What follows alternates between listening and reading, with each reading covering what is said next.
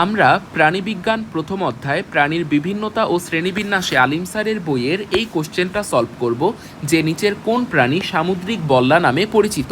আমরা একটি আসল সামুদ্রিক বল্লা প্রাণী দেখে আসি।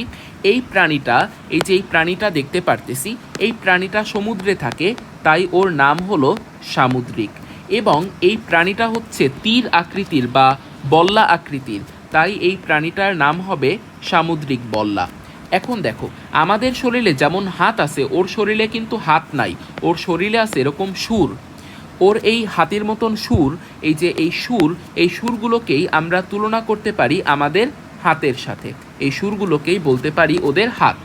ওদের এই হাতে কিছু বিষাক্ত পদার্থ থাকে, যা দিয়ে ওরা অন্য কোনো একটা প্রাণীকে ওরা হত্যা করে।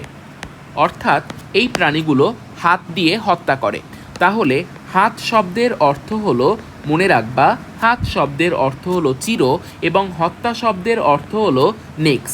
ওরা হাত দিয়ে হত্যা করে, অর্থাৎ চির দিয়ে নেক্স করে। তাহলে এই প্রাণীগুলোকে অর্থাৎ সামুদ্রিক বল্লাকে আমরা বলতে পারি চিরোনেক্স। তাহলে আমরা একটু দেখে আসি যে সামুদ্রিক বল্লার বৈজ্ঞানিক নাম হয়ে যাবে চিরোনেক্স। তাহলে অপশান বি আমাদের